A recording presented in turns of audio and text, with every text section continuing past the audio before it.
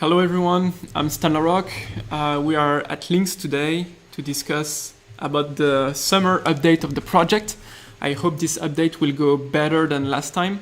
If you can hear me correctly and see me correctly, then it means that I did a better job than the last setup. So the last video is not online because I had my setup broke down during the update, but we posted an update on Reddit and on Twitter as well.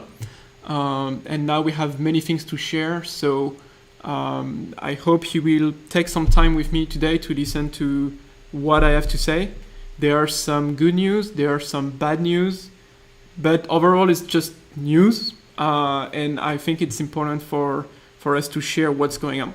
There is no very bad news, like the headset is not cancelled, it's there, it's still working, project is ongoing, just don't worry and bear with me. So I have a little list of everything I want to share with you. The first thing I wanted to share is that we have an office in Taiwan managing the manufacturing, and I couldn't join them 2 weeks ago because of visa issues, but I had to travel elsewhere to resolve issues with suppliers and manufacturing, as always. So I'm going to Taiwan with some of my hardware team members at the end of August, that's for sure now. And I can give you one anecdote of the issues we ran into. So we have part of how Lynx is manufactured is with humans, and part of that is with robot arms. And we discovered that there is a crisis in Asia somehow of robot arms, and our manufacturer told us that they have to buy more because some broke down and they need more of them, but the lead time for buying a robot is 6 months, but in Europe it's like 1 or 2 weeks. So we had to buy from Denmark a robotic arm that we shipped back to the manufacturing site in Asia. So this is the typical day at Lynx of the things that go sideways, and we have to react very, very fast. Really, there is a book of, a full book that can be written on the things that we had to deal with to manufacture these damn headsets. But it's getting there. I'll dive into that. So the deliveries are still scheduled for the end of the summer. So it's end of August, beginning of September. It's with everything going on in the world right now, it's a moving target, but it's really, really close. Now it's just logistics. It's not, it's not like engineering validation, testing stuff that goes wrong. All those tests were passed. Everything is working well, and now it's just making sure that the assembly happens correctly, but we have all the components, we have everything. Even on the software side of things, the system is ready. So I still believe we can deliver, around this time.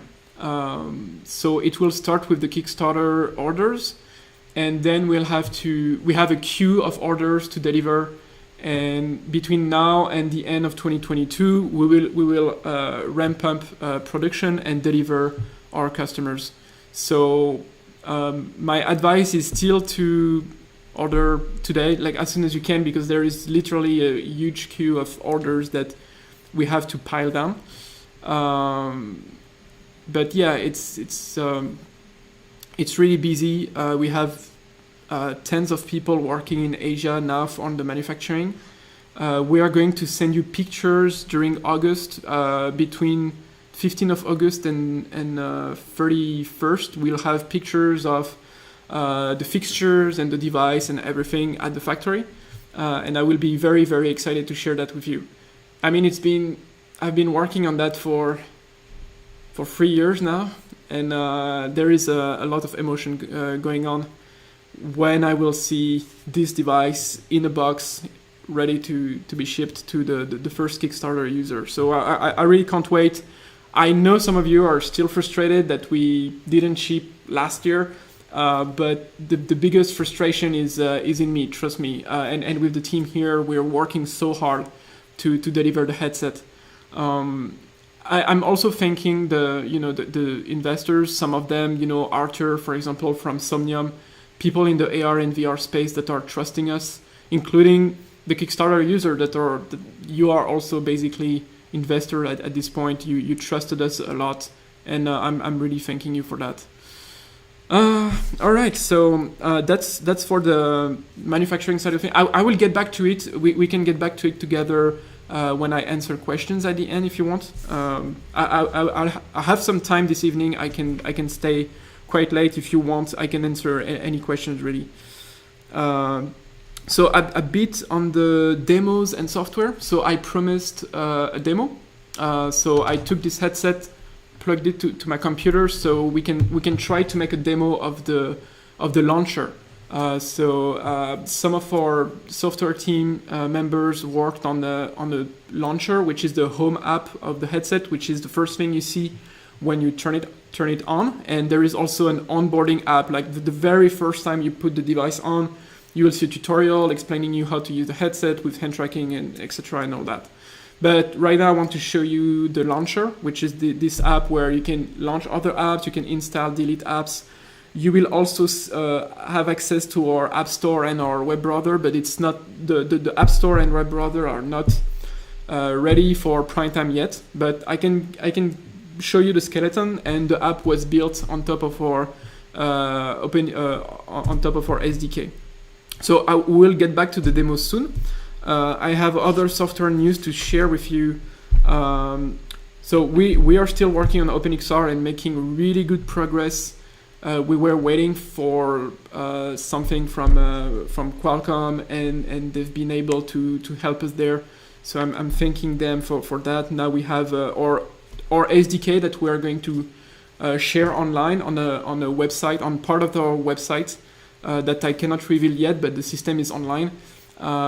You will be able to download our SDK to build apps in Unity. And if your app is already compatible with OpenXR, it should be pretty straightforward. So it's really a group effort between Qualcomm, us, and Ultralip. They worked a lot to make their system both working on Android and also OpenXR. So about Android, we just made a migration we finished the migration from Android 10 to Android 12.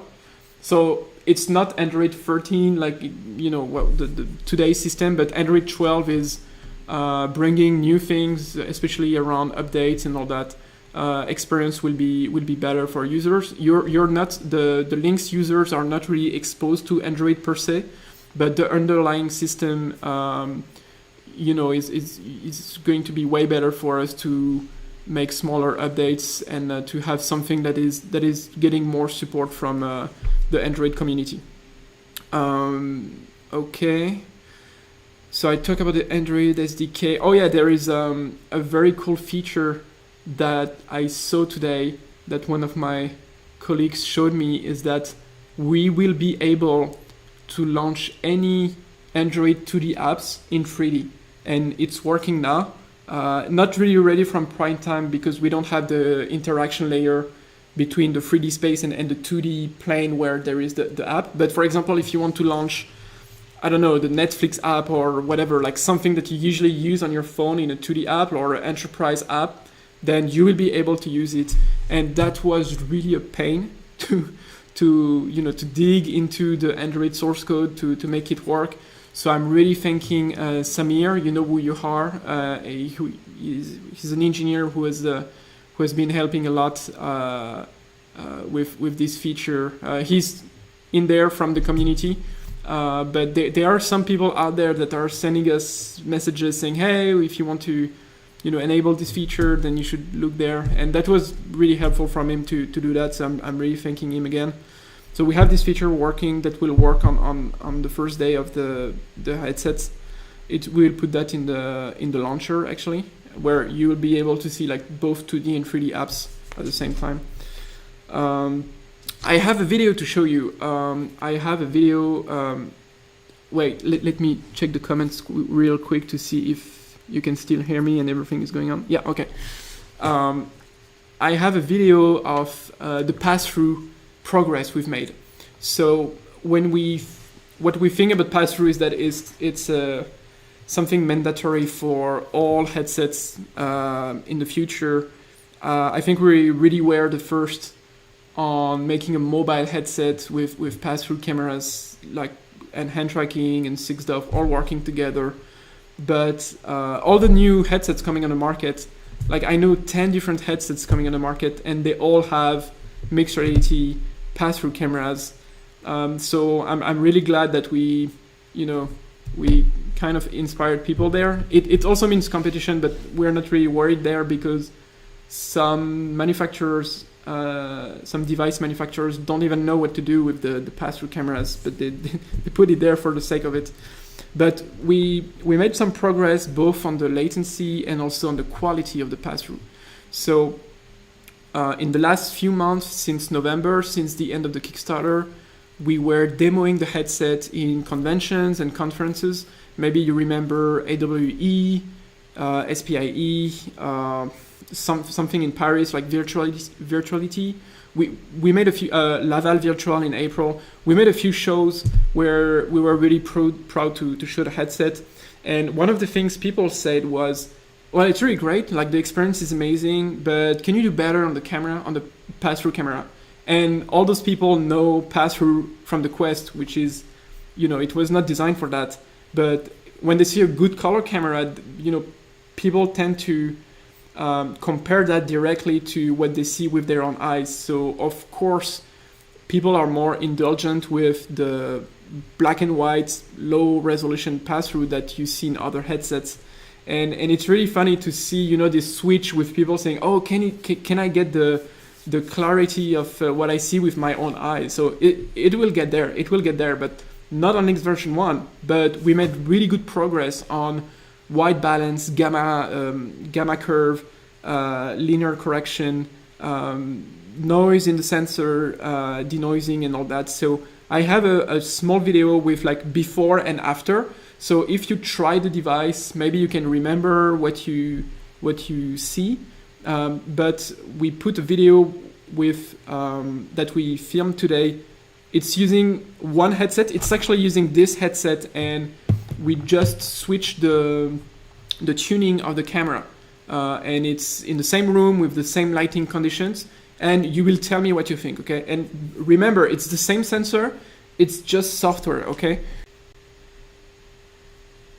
Okay, I think I'm back online. Of course, something had to break up during the stream. Okay, can you see me? Okay, we're back. Sorry, OBS crashed. You know what it is. So I have. Okay, let me scale myself there. Okay, so we have this video. I'm going to play it now. Okay, so the frame rate might not be really great. I'm going to cut my camera feed. So this is if you can still hear me, this video is online on our YouTube channel now. So if you want the raw video, it's published on on the Lynx YouTube channel. So on the left, you see the camera before. It's the same sensor, same resolution. But on the right, we apply white balance correction, a new gamma curve. It just looks better, and it feels really much better in the headset. So we are building a camera profile for inside, and you can see that it's an ongoing process. It's an ongoing tuning thing because the how can I say? It's even too bright. It's even too bright. So we're going to tune down a little bit for inside and tune down a lot for outside use. But anyway, the camera will behave much better. As you can see on the left, the camera system was oscillating with the different type of lights we have in the office. So there are some LEDs, some light bulbs. There is light from outside as well, so it's really hard for the camera to adjust, but when we apply our modifications, it's just better. So if you want to watch this video again, I will post it on the Kickstarter page, on Twitter, and it's already on our YouTube channel. Okay.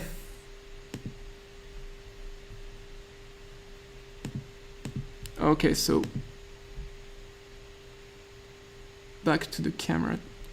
Yeah, normally you should be able to see me now. Okay, so yeah, this video you can watch it, you can share it online. But yeah. And someone is saying, I would say it looks better than real life. So it's kind of true when you have the headset on and you open it like that, you immediately see that real life is darker than what you see in the headset. So this is why we're going to tune down the gamma and the brightness levels in the image. But it's a lot of improvements, and same latency, same pipeline that we've been using. The cool thing is that we haven't met anyone that told us anything about the latency. So on that metric, we still got you covered. Okay, so next thing, there are two other subjects I wanted to touch base with you today. The controllers, because someone of course is going to ask the question, right? The controller is still a pain. It's definitely going to be delivered after the headset. It's going to be shipped to anyone that orders some. The cool thing though is that we are still supporting traditional SteamVR compatible controllers. And we figured that most of our users need controllers to play games you find on SteamVR. So, it's a good thing that on day one you'll still be able to use like Valve Index controllers or other, base station based controllers that exist already. But we're still working on our controllers. Turns out that it's hard to work with anyone that can build controllers out there.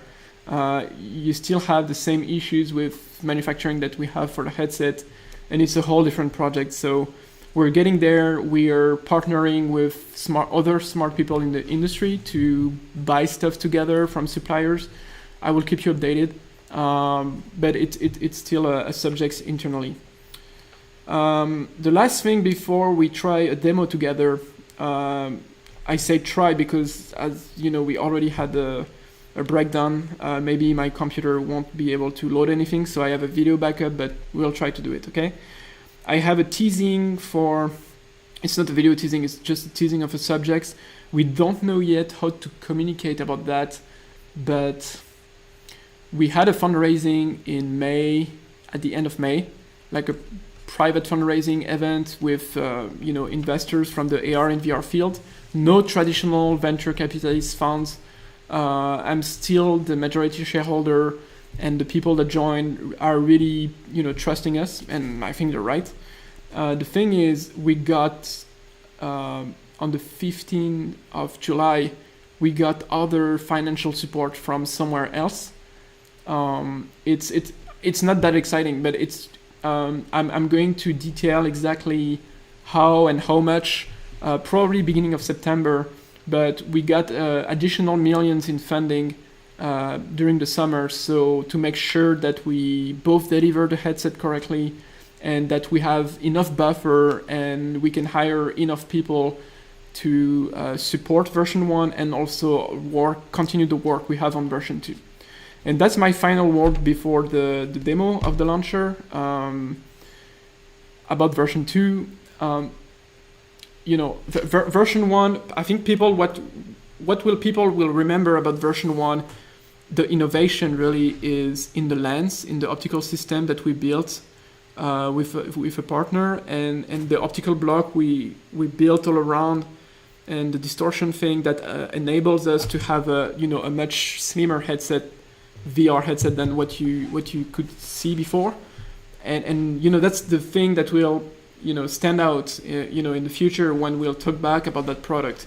There are other things that make this experience complete and such a success. It's the combination really of hand tracking, 6DoF, and video pass-through. If you have that in a mobile form factor and with the right metrics and the right quality, then you have something amazing. And we reached that point. But really, if we have to think about innovations I think the main one would be the optical system. We took a lot of risk for that. And the good news I can share with you is that for Lynx version 2, we found 2 new key things that will be differentiators to any other headsets you will see in 2024 or even in 2025. We are going to put in people's hands new things. I can't really detail what exactly because I know my competition is also watching these videos. But we are, you know, with the resources we have today, I was still able with the team to take some risk, to continue to take risks as a small company, and not a, you know, we are not a very big company. We don't have we are not on the stock market. We don't have to report every quarter to a mob of investors. So we're definitely going to continue taking risk in the product. Some of you may not like what we're going to do, but you know, when I tried one of the technologies we're going to use, I had the same reaction in me than when I tried the lens for the first time, the lens we have in R1, saying, wow, we need that in our headset, absolutely, this is the future. So I'm excited because we have 2 things like that we are working on now for the version 2. So you have to see Lynx version 1 as a very good mixed reality product. Version 2 will be the continuation of that, but not just an iteration. We know where we're going. There will be a lot of compatibility between the 2 systems, but we are really trying to do... So there is like the usual package, you know, like 6 DOF, very good resolution, good field of view, all those metrics that we all know in the VR and AR space. And there are new things that are not coming from the AR and VR industry that you see somewhere else. And you say, hey, that might be useful in a headset, actually, in the HMD form factor. So we're taking 2 pieces like that, and we'll bring new things in the space. And I hope we'll continue doing that in the future, and push for new stuff, just like we pushed for video pass-through and hand tracking in this form factor. So yeah, that was my.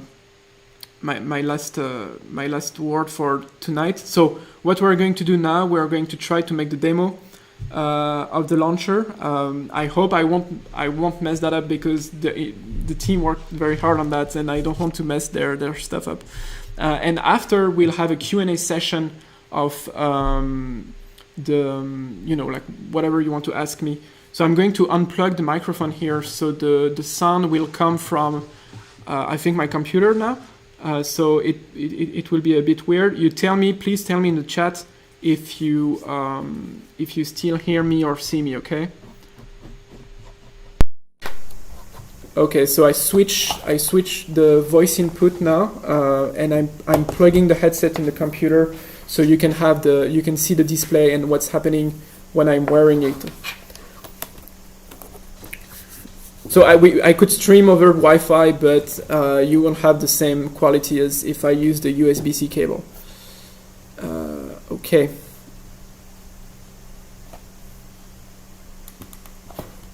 So headset is booting up.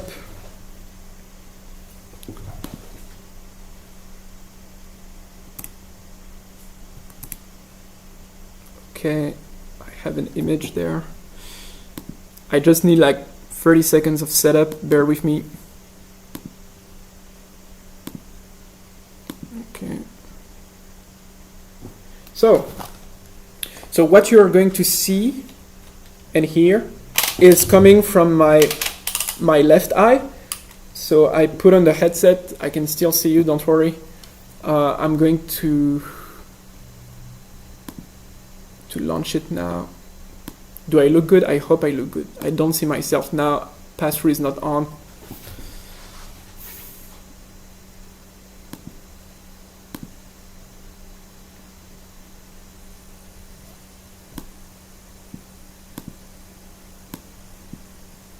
Okay. So we have an image, I think. I'm going to scale back my camera. It's not easy to do, but it's better to do with a headset that is open on the sides. Okay, so there might be some lag between my camera feed I think I'm going to cut it. I don't know. I don't know if the system will buffer it. And there might be a delay between what you see here with my hands and what you see on the video, okay? So I see there is not too much delay. So this is the launcher, this is the home app of Lynx. There is the logo on the floor. So we designed a small space like that. There is the launcher there. You can scroll, you can launch app. So there is like close range interaction and long range interactions. So if I click here, so there is my computer screen over it. That's great. Yeah. So there is like it's 6 dots. So if I get up or move, the launcher will stay in place. If I pinch, I can launch an app like that. There will be a small timer around it. I'm going to bring the launcher closer, so you can you'll be able to launch 2D and 3D apps in there. Wait a minute. So there are some settings as well. So you can see, I can show you that. So information about the device. Okay, so there is like a small adjustment and navigation. We're going to lower, I think, everything, because in this version people's hands are too high, and that's really just not great for interactions. So if any UX designer is looking at that, please don't judge this work. It's a work in progress, and I can only see with one eye here because I'm streaming without distortion the other. There is this dark mode on. You can change the type of the hands. You have ghost hands as well. Those are hands provided by Ultralip. So if you use that system, okay. Yeah, and you can go back to the capsule hands. I'm having a hard time because I can only see with one hand, so I don't have a sense of depth in the demo I'm making. We're working on the pipeline that can allow you to stream. You can recenter to have it in front of you. You can also have the menu follow you wherever you go. So, for example, if you move around, and I'm going off the screen now, but if you move around in 6DoF, the menu will keep following you. So yeah, that's.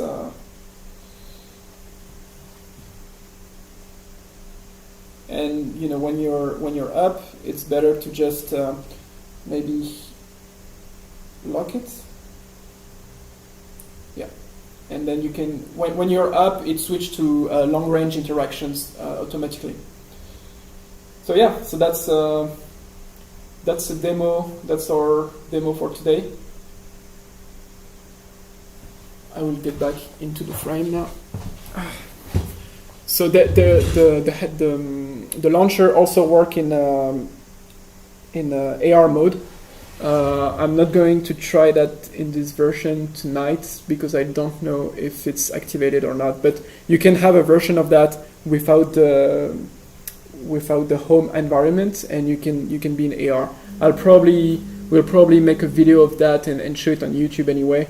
But that's around it. You know what? Let's try. Okay, I'm not sure it's going to work.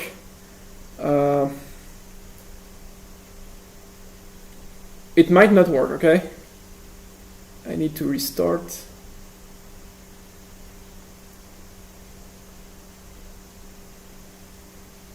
Ah, yeah, it's working. So yeah. So and it's also using the new camera tuning. So it's looking really, really great.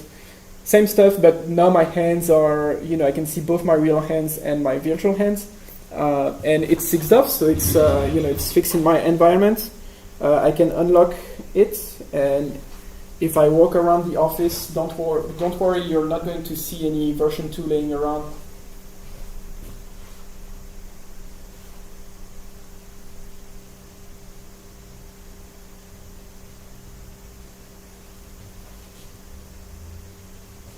Yeah.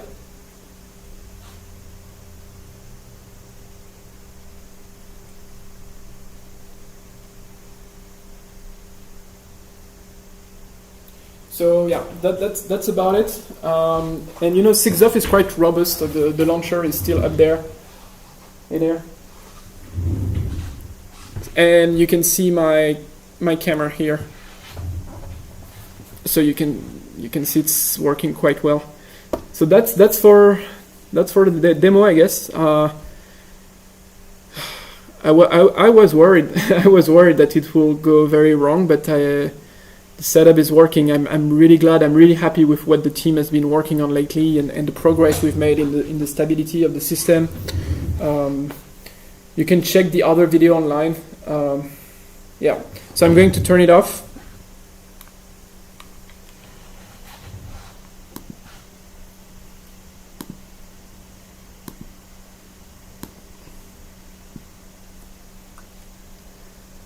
Okay, we're back. So that was live. That was live. That's not something I should do. It's not the right format. I agree, but I'm really happy to share that. I'm really excited. I'm really happy to share everything with you. We're going to bundle that probably and cut parts and put that either on the Kickstarter page, on maybe film another one, but. I'm glad I can show you this live, you know, and that you can see that the system is working. Maybe there was some small lag, but system is working. So yeah, let me get back to the other microphone. And now we're going to switch to the Q&A.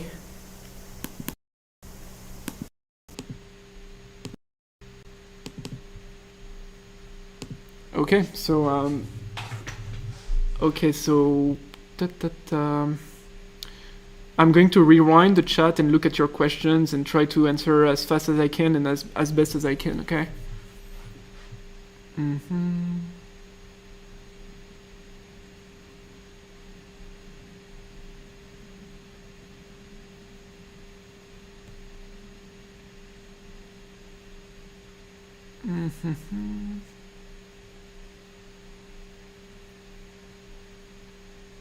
Okay, so well, I don't see a lot of questions. Oh, okay.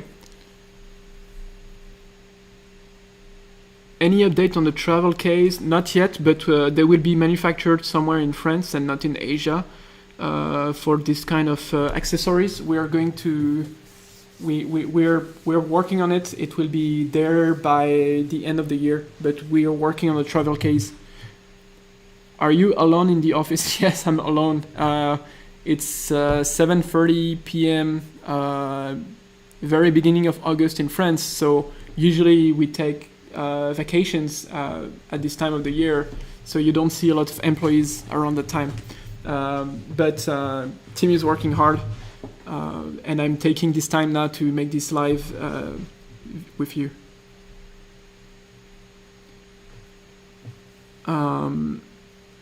Is there a menu?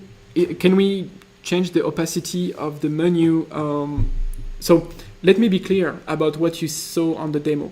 The launcher, the code will be open source. So you can customize everything you want in this app. If you want to change the opacity, we will give you the Unity project, we'll distribute it, and you'll be able to change whatever you want. We don't really care about how you open your apps or the client you use to manage the headset.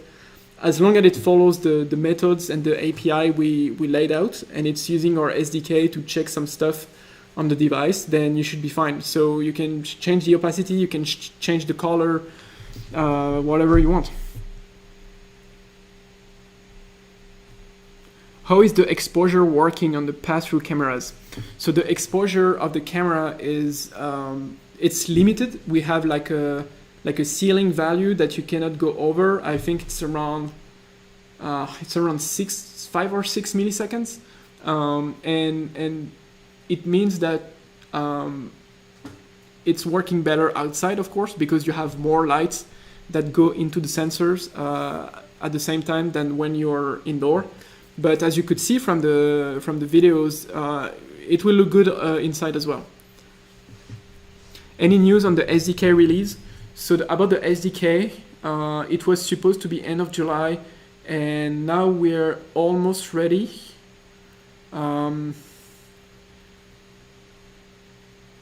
I would say maybe in 2 weeks we could share online on the new website we've been working on. We'll be able to upload it. How is the plan app catalog coming along? So it's coming along well, but I think at first the device will go in the hands of the first buyers and some of the developers and also influencers, sometime both, to port their app to Lynx. So at first the catalog will be very light. To be honest, we don't have the resources to invest millions in in our application catalog. But we're working on a system where we can give grants to small studios or to indie developers. I don't know exactly how much, but we're working on a program where you can apply to be an app developer. You will be able to apply on our website to make free and paid app. If it's a port or even your first app, you can apply for a grant, and we'll have a system where we can review your application and help you in the development. All the resources for the app developers will be online. You'll just need to create an account on our platform to access the documentation and the samples and the SDK and all that. That's it. But the account only requires an email and to verify that email. We don't need a lot.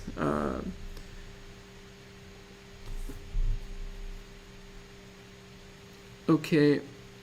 Is Lynx susceptible to sun damage when outdoors? No, I don't think so. We tried. We made some tests. With sun eating the lens and the sun eating all the cameras, and the system was able to survive for a few hours of sun exposure. I mean, it's French sun, so maybe if you're in the desert, I don't know. But for me, it's reliable. Is WebXR going to be supported? Oh yeah, I didn't talk about that at all, but we absolutely will be WebXR compatible. So you'll be able to either distribute content and consume content from the App Store or directly from the web browser. How many backers will be in the initial shipping? 50, 100, probably more. The first batch is a few hundred devices. And then once we are scaling from there, if you're not in the first batch, you'll probably be in the second one, because then the production levels would be quite high, and we'll have everyone covered, I hope, before the end of the year.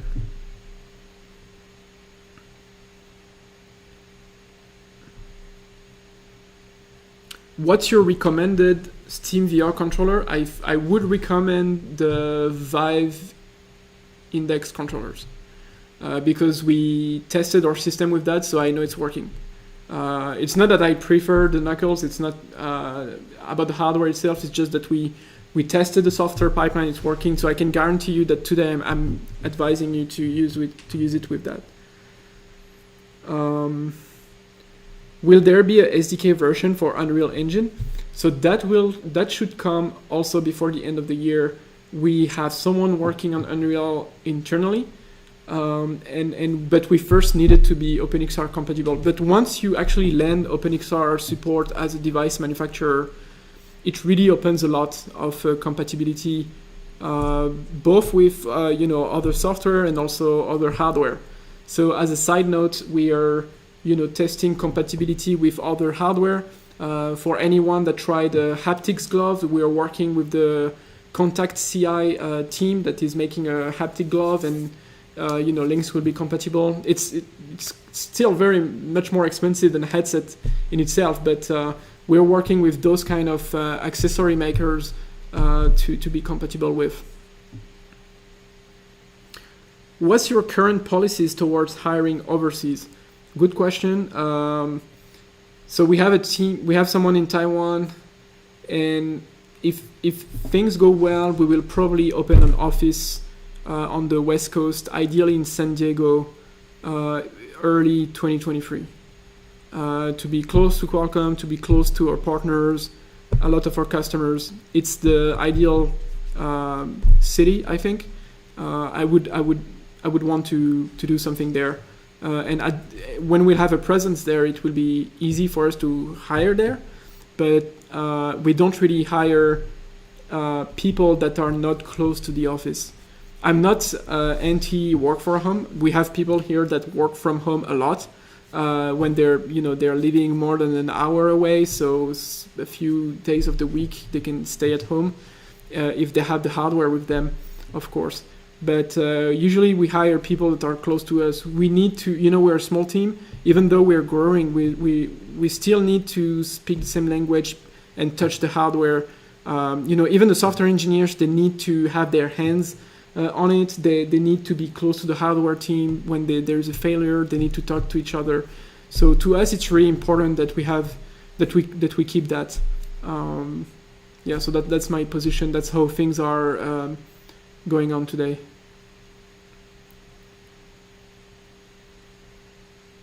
What is your opinion on Meta raising Meta Quest 2 prices? That's a very good question. I did not mention it before, but I'm not really surprised, because part of what Meta is using, like the supply chain and like the components and all that, prices are going up.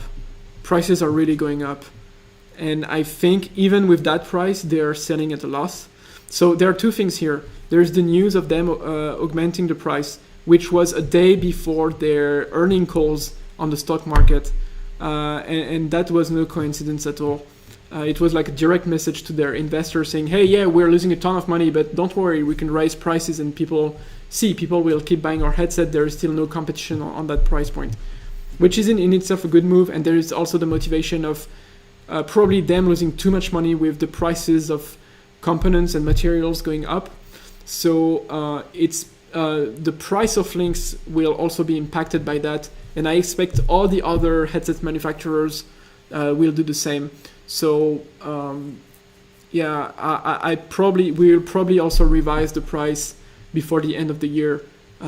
So it's bad news for everyone, really. So if you had an order and you paid your headset already, there's no issue there. But in the future, for the future orders, there is a point where we might do the same thing. It's not something I like to do.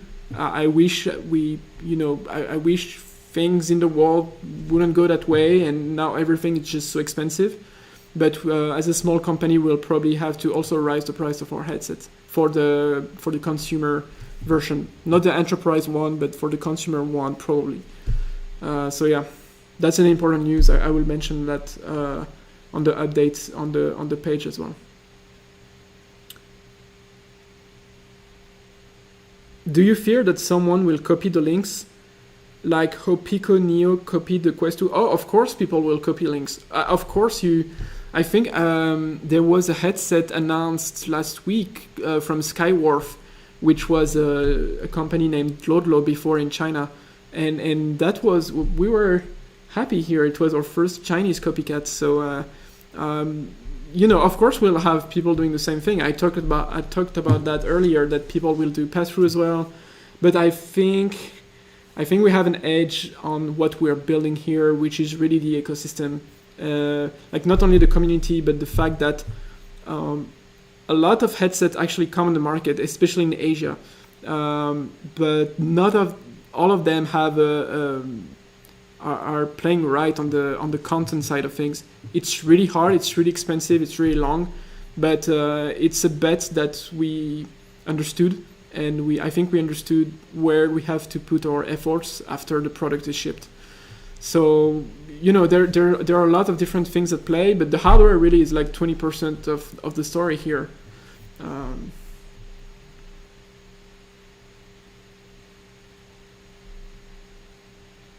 How much of a lead does R1 have before the Quest Pro is released? I don't. I think you're talking about the Facebook Cambria. Cambria is doing other things that we're not doing. They have eye tracking, face tracking. They have stuff that we don't have. That's true. That's it's going to be more expensive. They are putting a lot of efforts in making this high-end headset. I think they're going to compete with the Vario Aero, and those other high-end headsets.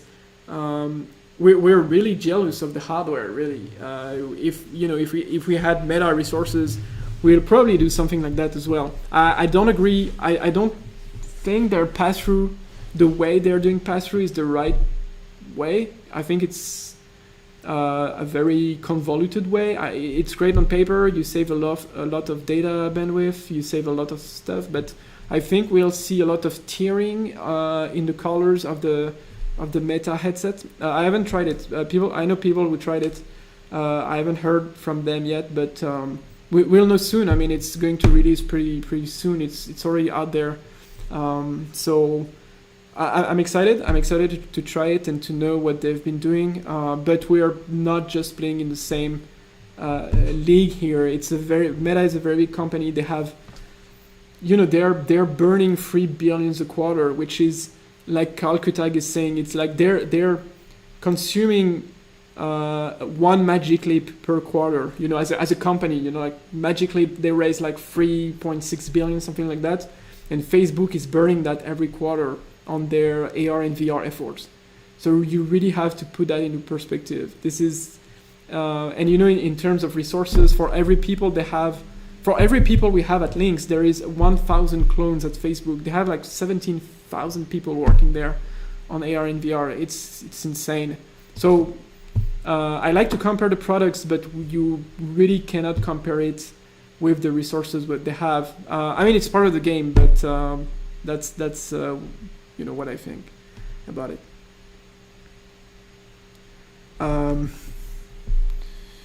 What is the pass-through resolution? It's 1600 by 1600. It's the same resolution as what we have on the LCD panels.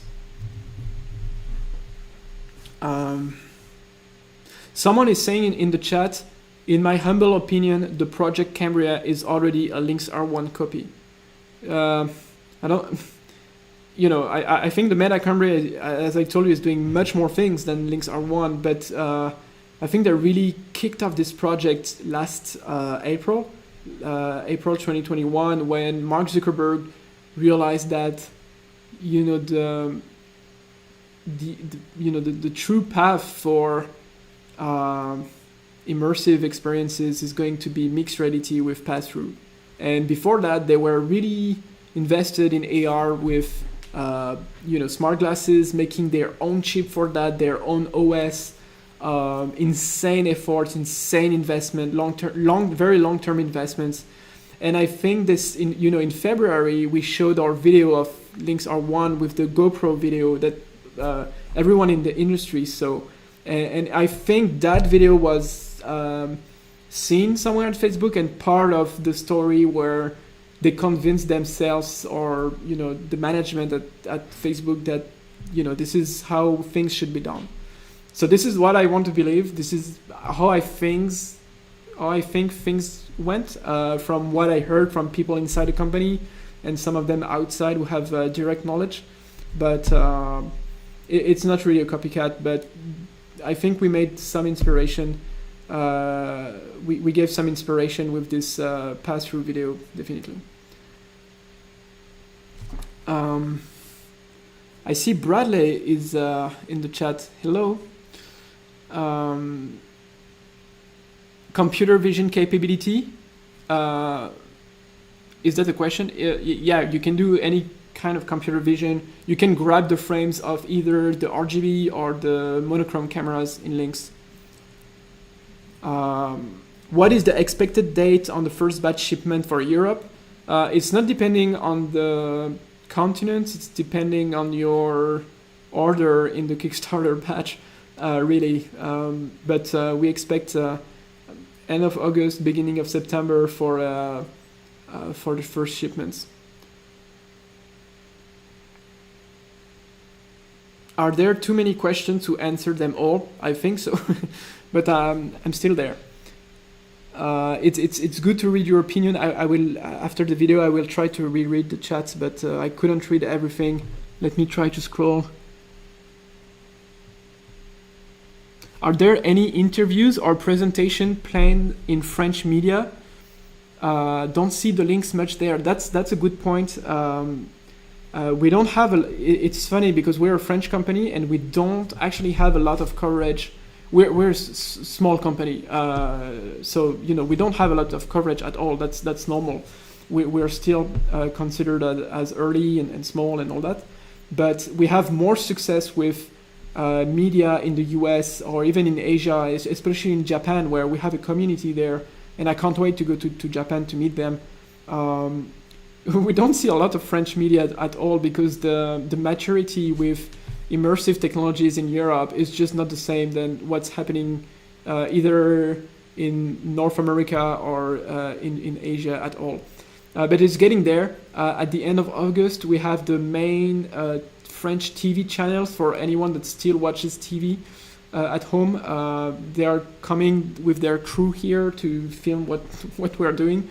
And you're going to see press articles at the end of August.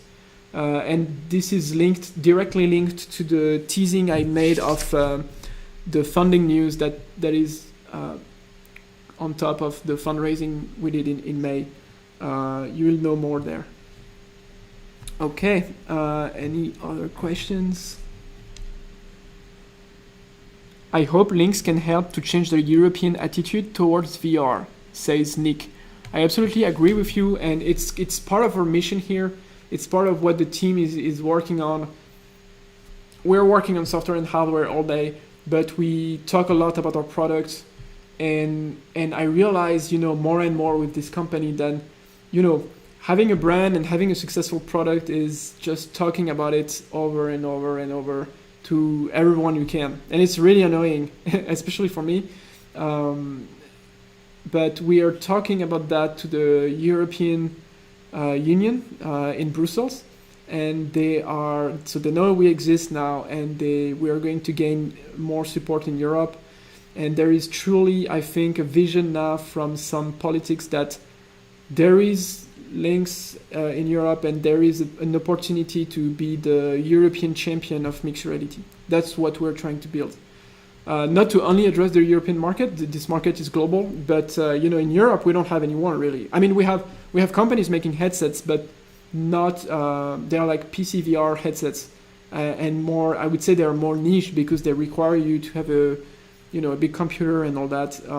The future is really with mobile headsets, and the Quest 2 is a manifest of that really, because when you have a mobile headset, you can also leverage your very big computer and stream to the headset.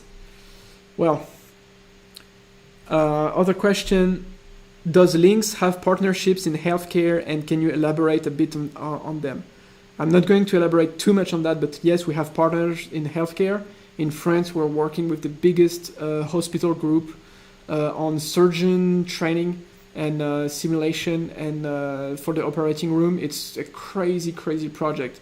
We'll show more as well at the end, before the end of the year. It's something I started to work on myself a long time ago, and something that still drives me today to see the use of mixed reality, for gaming and consume content, but also to train people to reduce human errors, especially in conditions where it's critical and life is at risk. So I really can't wait to see the headset being used there. It's not for now, but baby steps, right? And something I also learned with this company, and that you see with the healthcare companies, that all these things take a lot of time with regulation, clinical tests, and all that. So it's going to be a long path, but we know here what we signed for, so it's going to happen. The Lynx website has an outdated image of the fin shift controllers. My guess is that it will be fixed. Yes, thank you for bringing that up. Will the open source components of the OS made available soon? Yes, we are going. Yes, we are going to make them available in August, sometimes before the end of August. What about some device for co-working space in some region?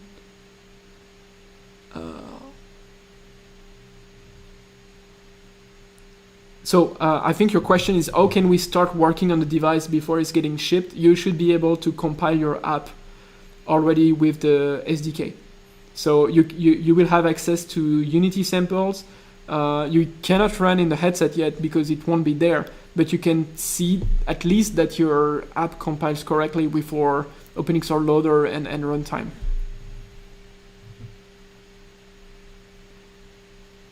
Is it safe to plan and start a project on Unreal Engine now while waiting for the release of the headset to use the pass-through and hand tracking features?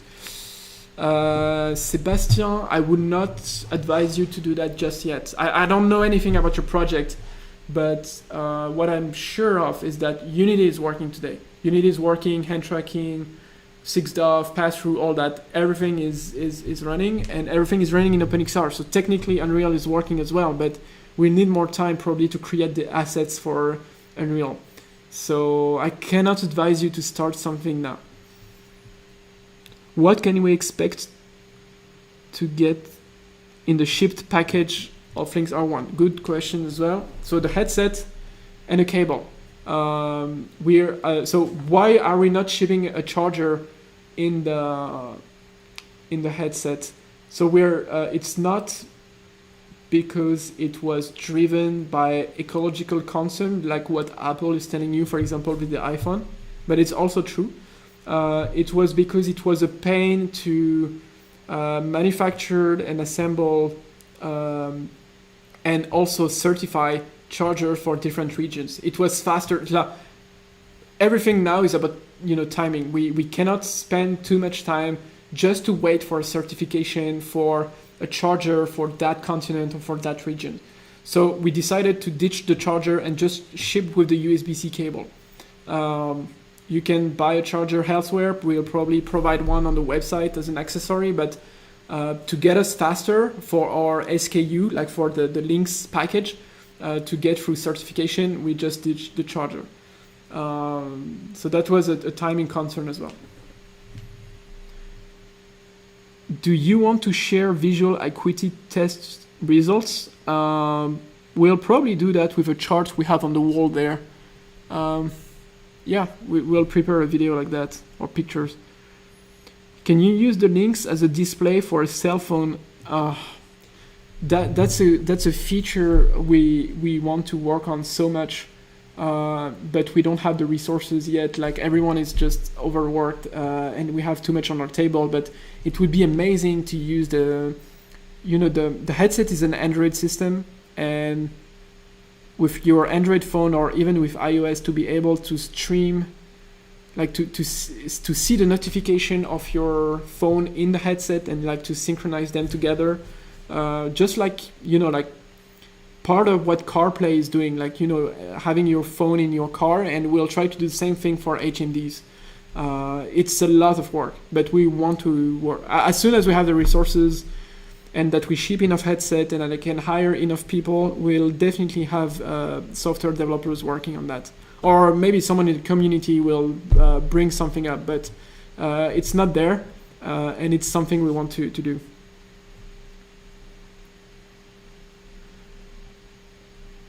We will still be getting the VR covering as well. Yeah, of course. So the headset with the I have one on the table here.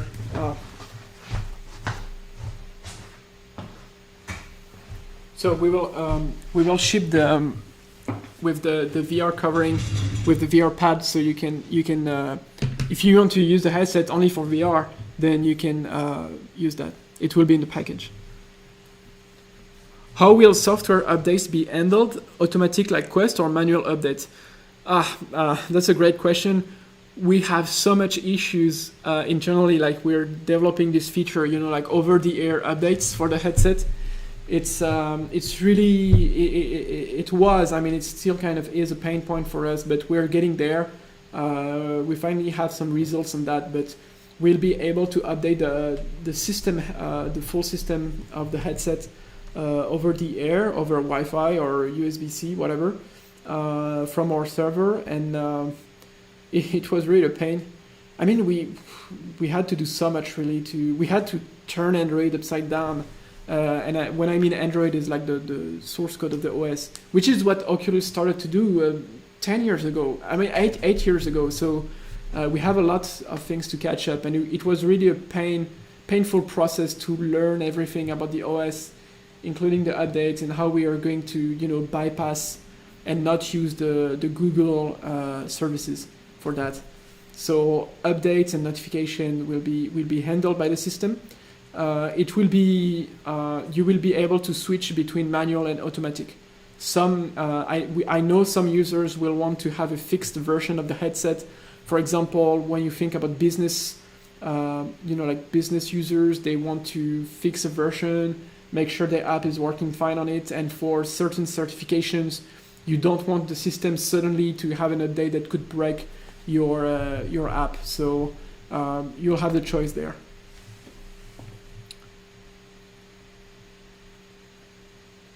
How about how long will delivery time be to the US after it has been shipped? The deliveries from the US will be directly handled from Taiwan, so it shouldn't take more than a week. When we'll get the Unreal and SDK? Steve, I answered about Unreal a few minutes ago. Unreal SDK is not ready yet. It will get there. Did I miss the demo? Yeah, you missed the demo, but it will be on the replay. Collocation as well. It's on one of our top priority. So collocation really is sharing the point cloud obtained from the 6DoF and merging and designating one headset as the main one and having the other merge on their point cloud with this one.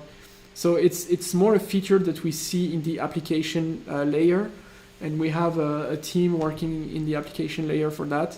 They are not on that point yet on this task, but definitely will support collocation with the SDK. So for another question you didn't ask, but some of the developers that are watching that might want as an answer is that, can we make apps that are not free on the headset? And yes, absolutely. You'll be able to make application and get paid for that. We're working on such a system on this platform, which is part of our ecosystem, and how we are going to get things to you, release stuff to you, and access our SDK.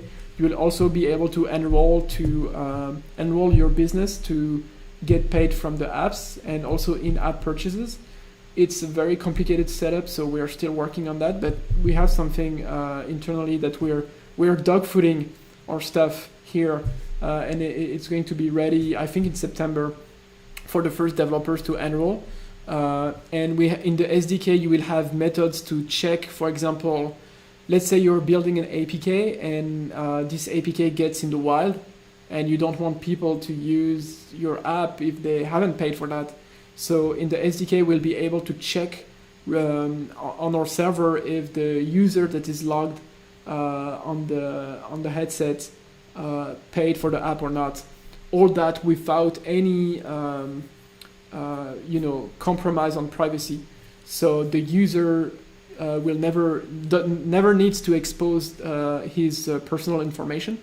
It's not even saved on our server actually, and all the payments proceeding are not saved on our server at all. We are not even compliant for that actually. So we really built a system where you of course need an account to get your apps and your app catalog and what you purchase or not, but you don't need and developers won't have access by default to any of your personal data. And if you don't want to fill them, you don't have to.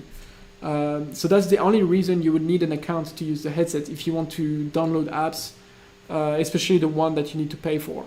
But yeah, that's about it. What happened to SideQuest? Well, SideQuest is still around. When we're still very happy to be in contact with them and to work with them in the future of app distribution. You will be able to sideload in Lynx. And we are, I can't say much really, because for many reasons, but yeah, SideQuest is still around, and we are very happy with what they're doing, and they're doing really, really great things for the VR and AR ecosystem. Will it be compatible with the Yo2 motion simulators? I have no idea. We don't have one at the office, unfortunately. It sounds really fun, but like motion simulators, but we don't have one. Probably the company will make it compatible with Lynx. If the lens combined quarters of the image, won't the resolution of the eye be 800 by 800? So if the resolution in the eye was 800 by 800, I would not put my headset on the market with that perceived resolution. So our lens is working a bit different than what you imagine. We are actually fusioning the 4 quadrants into one through the lens. So I have a lens here, so you can really see the 4 quadrants, and when they pass into the optics reconstruct the perceived resolution you should have on the display, which is more closer to 1600 by 1600. It's actually higher than that, and the pixel per degree in the headset is not fixed. It's higher at the center and lower at the edges. And that's the beauty of our optics. It's not really perceived by a lot of users, but it's interesting. Can we buy the lens as a trinket? Yeah, I think we're producing so much lenses. We'll probably have a bit more than what we need, and we might be able to put some of them as goodies. And if you come to our office, we can give you one.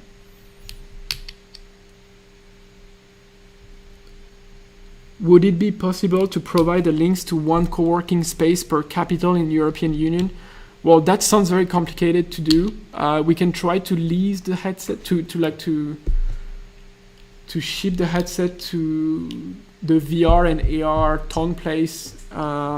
If people contact us saying that they're an association for a city or a community, and see what we can do depending on the quantity we'll have.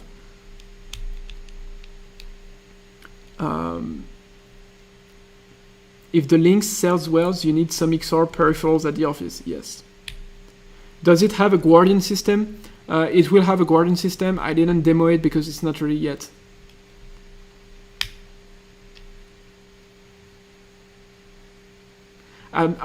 Good question. I'm seeing a question there. I'm not expecting a full SDK, but have you looked at Godot engine with Lynx? Absolutely. So what we're seeing is that a lot of indie developers are kind of moving away from Unity with the recent announcements, and Godot is on the rise. We've been following Godot for quite some time, and with their version 3 or 4, I don't remember, they're adding a lot of VR support, and I think we'll be compatible with them. I don't know if it's someone from them or someone from us that is going to make the compatibility, or maybe someone from the community, I don't know. But yeah, I'm really interested to be compatible with Godot. Will Lynx R1 have virtual desktop at some point? So the developer of virtual desktop said that with OpenXR it shouldn't be a problem to be compatible with virtual desktop. So if you have it through SteamVR, then I assume at some point it will work. It's up to the developer, but I think it's really doing a great job for the OpenXR compatibility. So I would assume yes, but I cannot answer for certain. I will contact him again, and he's in the first developers to have a headset shipped to him. So he can test our device and see if he can port his app directly or not. Can you give us a close-up of the Lynx R2 poster in the background? This one here, with one of the key innovation we're going to use. I wish I could. Have you heard about European Media and Immersion Lab? No. I will look at it. Is there a GPS chip for accurate location? No, but you can add one through the USB-C port.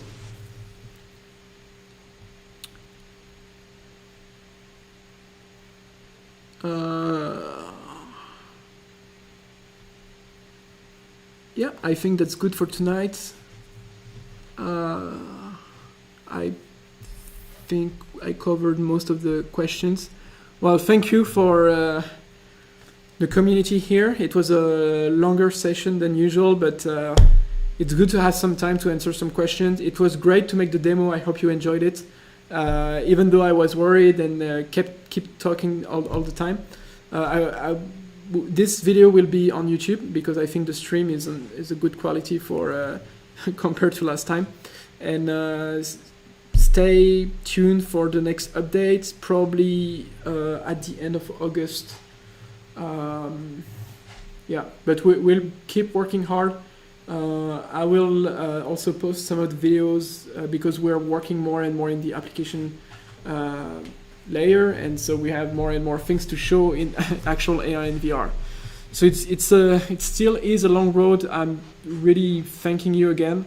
I'm absolutely sorry for any frustration endured during the process of birthing Lynx, if you know what I mean. It's really, really difficult. Guys, you have to imagine what it is to manufacture anything, really anything, and a headset is quite complicated to build, especially when you want to scale operations like that.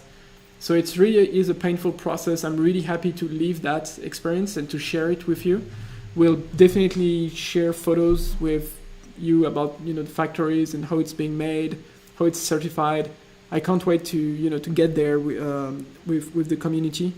We definitely learned a lot along the way, and version 2 will be amazing, version 3 as well, and Lynx will be here for a long time now, I guess. So I'm really happy how things are turning out. It's a really risky business. What we're doing. It's one of the riskiest business in the world, and this is why I had so much trouble raising money. Especially last year, even with all the help in the world. Even with people like Palmer Luckey offering some help, it was really, really hard. I think it's even harder now with the economic situation and what's going on. But we learn a lot, and we're standing there, and we passed a few turning points where I think now we really cannot stop what we are doing for a long time. And if you want to test the device for yourself, you're free to visit us in our office in Paris.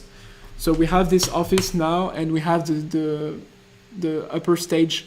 So we have 200 square meters of R&D, and you can try there the headsets. We have people coming every day at the office. So thank you, guys. I really enjoyed answering your questions. There is still a long road. If you look at other headsets, it also took them years to really publish anything. But I think we are still, working in the right direction. And I'm happy to see what we have to face in the future. So see you around. Try to have some vacations as well. I will see you at the end of August or before that if there is anything coming up. And thank you for your time. Bye. See you around.